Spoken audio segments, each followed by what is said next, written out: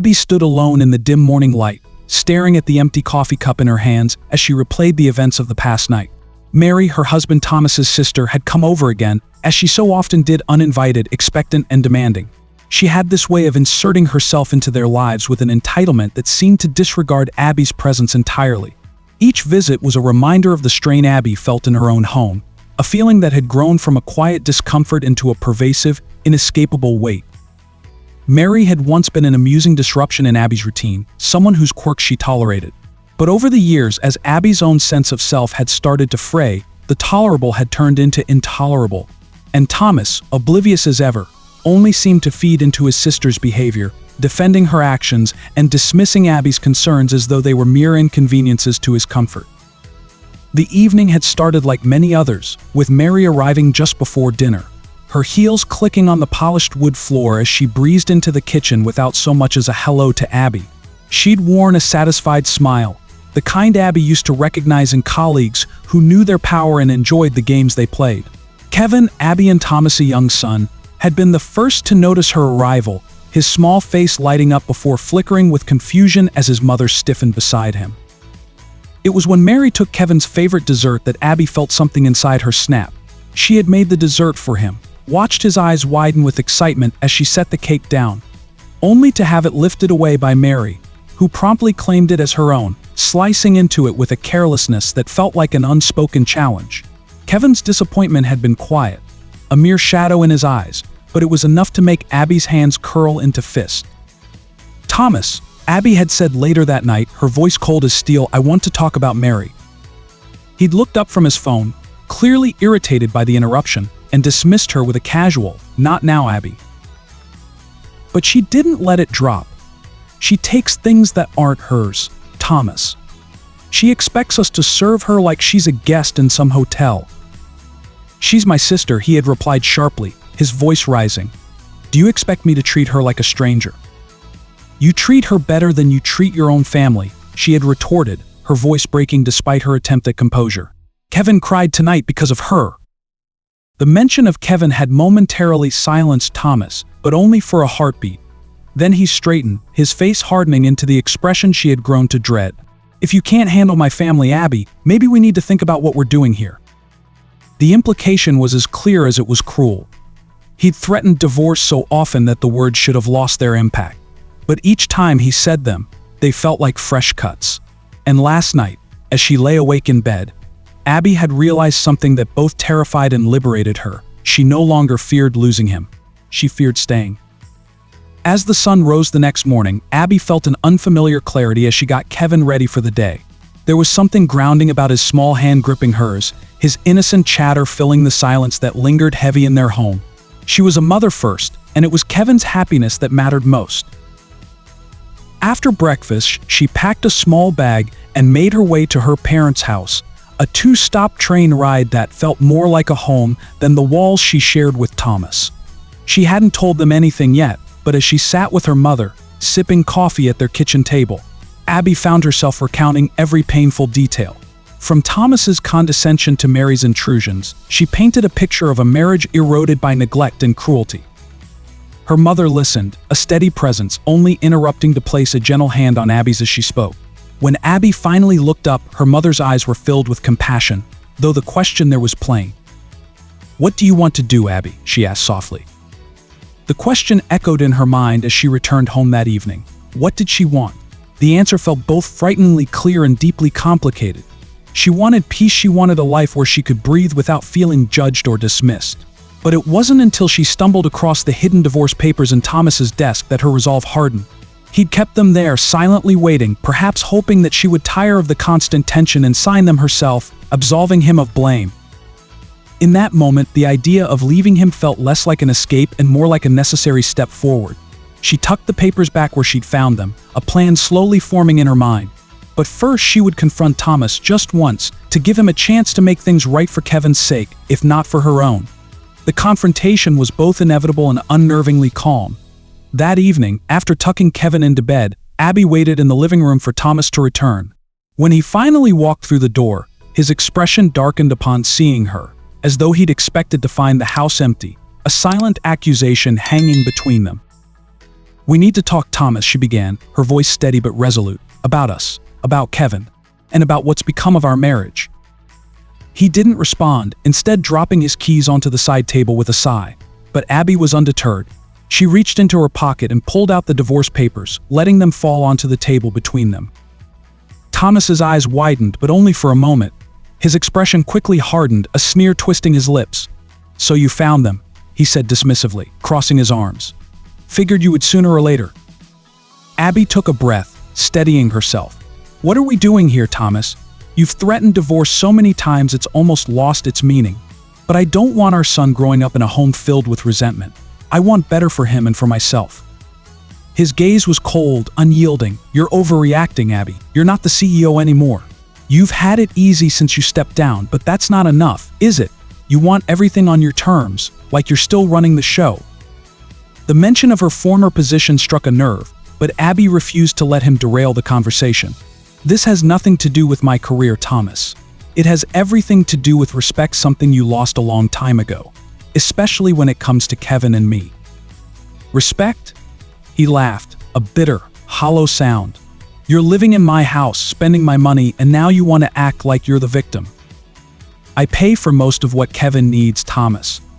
The food, the clothes, the daycare. I've been using my savings to cover what you refuse to provide." He looked away, a flicker of shame crossing his face before he masked it again with anger. "You're delusional, Abby. You don't know the first thing about what it takes to keep this family running." "I know enough to realize that family is supposed to be built on trust, not on manipulation," she replied, her voice rising. "Mary has taken over our lives and you've let her. I want you to make a choice, Thomas, between your sister's constant demands and the family we've built here." Silence fell between them, thick and stifling. Thomas's gaze grew hard as he studied her, a calculating look crossing his face. "If that's how you feel, then maybe it's time for you to go," he said coldly, picking up the divorce papers and tossing them back toward her. "Sign them and leave, Abby. Maybe you'll finally understand how good you had it here." With that, he stormed out of the room, leaving Abby alone in the suffocating silence. She looked down at the papers, the weight of the moment settling over her. The decision was made. She would protect her son, her own peace, and her future. There was no turning back. 2 days later, Abby stood in her lawyer's office, her hand shaking slightly as she signed her name on the final line of the divorce papers. Her father had put her in touch with an old friend who specialized in family law. And while the process had felt surreal, there was a calmness to it that surprised her. She was free. The realization was both exhilarating and terrifying. Kevin, oblivious to the paperwork that would soon shift the course of his life, sat beside her, happily coloring as she finished signing. Abby watched him with a pang of sadness, her heart breaking over the disruptions he would inevitably feel. But she knew it was the right choice. Staying would only perpetuate the pain, and she was determined to create a safe and nurturing environment for him. Her lawyer looked over the documents, his expression sympathetic yet professional. "You're doing the right thing, Abby," he said gently. "It's never easy, but sometimes leaving is the best way to protect what matters most." They arranged for a temporary custody schedule, one that would allow Kevin to spend time with his father, though Abby had her reservations. She wondered how Thomas would handle the responsibility, whether he would even prioritize Kevin's needs over his own bitterness. But as she left the lawyer's office, her focus was on the future, on rebuilding her life, on reclaiming the strength she had set aside for so long. That evening, she returned to her parents' house, the warmth and security of her childhood home surrounding her. Her mother had prepared a small feast, a quiet celebration of Abby's newfound independence, and as they sat together at the dinner table, Abby felt a peace she hadn't known in years. Kevin's laughter echoed through the room, his innocent joy a reminder of the resilience they both shared.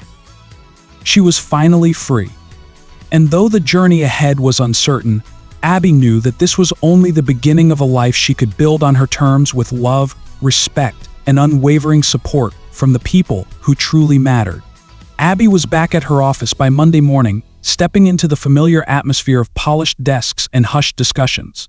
The decision to resume her position as CEO hadn't been easy. She knew the demands and stress that came with it, but returning to the helm also meant financial stability, autonomy, and the kind of purpose she'd lost in her marriage. Her colleagues welcomed her with a mixture of surprise and genuine warmth, and Abby felt a flicker of pride as she took her place at the head of the boardroom table once more. The team had changed since she'd left, new faces mixed with a few familiar ones, but the energy was as sharp as ever. Her longtime assistant, Claire, looked at her with the kind of loyalty that Abby hadn't realized she'd missed. "It's good to have you back," Claire murmured as she placed a stack of updated reports on Abby's desk. "You've been missed." Abby offered a small, appreciative smile, knowing Claire's words were more than just courtesy. For the first time in a long while, she felt grounded, confident, and back in control of her own destiny.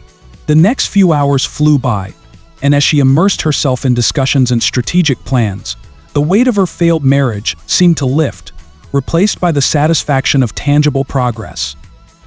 After a late but productive meeting, Abby was finally ready to head home. She picked Kevin up from her parents' house, her heart swelling at the sight of him curled up on her mother's lap, drowsy but content. His innocence and resilience were the cornerstones of her strength, and she was determined to give him the secure and loving environment he deserved. But as the weeks passed, the fallout from her separation became more visible. Thomas, it seemed, wasn't prepared to let go as easily as she had hoped. Though they had arranged a shared custody schedule, he frequently showed up late, or not at all, each missed visit chipping away at Kevin's sense of stability. Worse, Thomas continued to make sporadic appearances at her office, each time under the guise of discussing Kevin's welfare. On one such occasion, he arrived unannounced, his face tight with barely restrained anger. He cornered her in the hallway, his voice a low hiss. "You think you're better off without me, don't you?" Playing the high and mighty CEO again. Abby looked at him steadily, refusing to be drawn into his bitterness. "This isn't about you, Thomas. It's about our son. If you cared about him, you'd respect the life I'm trying to build for him, instead of tearing it down with these games." But her words seemed only to fuel his resentment. Each confrontation left her drained, a reminder of the emotional toll she'd endured in their marriage. Yet, as she faced Thomas's attempts to sabotage her progress, Abby's resolve only hardened. She'd fought too hard to reclaim her life. She wouldn't let him undermine her again. One evening, after an especially tense exchange, Abby confided in her father, who had become her quiet pillar of strength throughout the ordeal.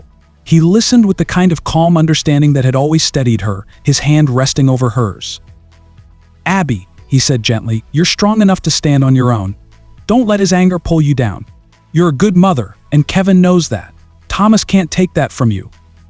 Her father's words stayed with her, a quiet reminder of the support she had around her, the foundation she was rebuilding piece by piece. As the months passed, Abby learned to navigate the challenges, focusing on her work and her son's happiness. Kevin, sensitive as he was, began to adjust, the laughter slowly returning to his eyes. Together, they created new routines, a rhythm of life that felt safe, unburdened by the emotional chaos that Thomas's presence had once brought.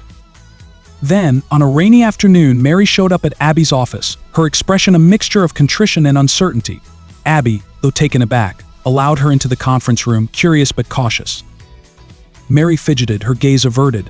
"I know I've been difficult," she began, her voice hesitant.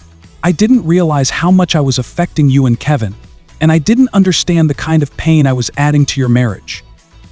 Abby watched her, searching for signs of insincerity. But there was something different about Mary, a vulnerability that Abby hadn't seen before. "I guess I wanted to believe that Thomas's life was better because of me," Mary continued, her voice breaking. "But I see now that it was wrong. He and we have our issues. I'm here to apologize, Abby. To tell you that I understand why you left." The apology was unexpected, a small balm to the wounds Abby had long accepted would never truly heal. She nodded, unsure of what to say, but grateful for the acknowledgement nonetheless. As Mary left, Abby felt a sense of closure, a realization that while forgiveness might be elusive, understanding and peace were within reach. The chapter with Thomas was closing, the remnants of their shared past fading into memory. What remained was the life she was crafting with Kevin, the life she had fought for. In the months that followed, Abby and Kevin settled into a new normal, their days filled with laughter and quiet contentment. The divorce was finalized, Thomas's presence fading like a shadow that had overstayed its welcome. And as Abby walked the halls of her office, as she tucked Kevin into bed each night, she knew that she was finally where she belonged. For the first time, she felt free not just from the weight of her marriage, but from the insecurities that had kept her silent and small for so long. She was a mother, a CEO, a woman who had rediscovered her worth. And as she looked toward the future, Abby knew that, whatever came, she would face it with the courage and resilience she had earned. The journey had been long, the road fraught with heartache and doubt. But as she held her son close, Abby felt a quiet, profound peace settle over her. She had found her strength, reclaimed her voice, and built a life that was truly hers. The ending was not perfect, but it was real. And that, she realized, was all she needed. So if you love this story, be sure to subscribe, hit the bell, and comment below. Your interaction helps us grow.